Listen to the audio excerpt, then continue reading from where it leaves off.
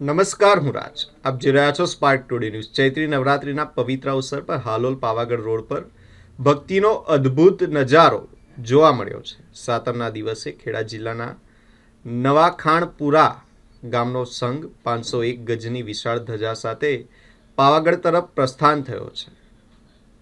આ વિશાળ ધજા યાત્રાળુઓ અને સ્થાનિક લોકો માટે એક આકર્ષણનું કેન્દ્ર બની હતી. નવાખાણપુરા ગામના ગ્રામજનોમાં મહાકાળી માતાજી પ્રત્યે અતૂટ શ્રદ્ધા જોવા મળે છે. છેલ્લા લગભગ 30 વર્ષથી ગામનો સંઘ દર વર્ષે 501 ગજની ધજા પાવાગઢ માતાજીને અર્પણ કરવાની પરંપરા નિભાવતો આવ્યો છે.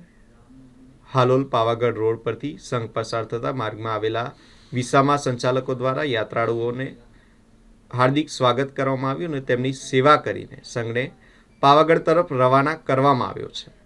સંઘના આગેવાન ભલાભાઈ પરમારે જણાવ્યું હતું કે આઠમના દિવસે 501 ગજની ધજા મહાકાળી માતાજીને અર્પણ કરવામાં આવશે.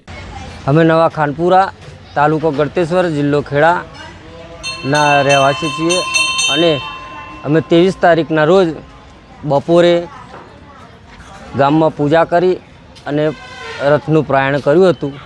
સેવાલિયા અમે 22 તારીખે બહુ સેવા આપી સેવાલિયાના લોકોએ અને પછી આજે અમે હાલોલ ખાતે આવી ગયા છીએ. હાલોલના વિસામાવાળાએ ઘણી સેવા આપી છે.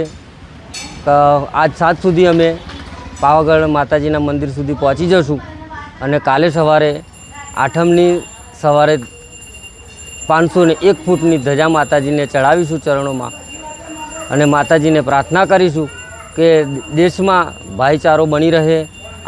આવા યુદ્ધ ચાલી રહ્યા છે તો અમારા દેશ ઉપર કોઈ આપત્તિ ના આવે તેવી માતાજીના ચરણોમાં અમે વંદન કરીશું. શું નામ તમારું? ભલાભાઈ સાલમભાઈ પરમાર.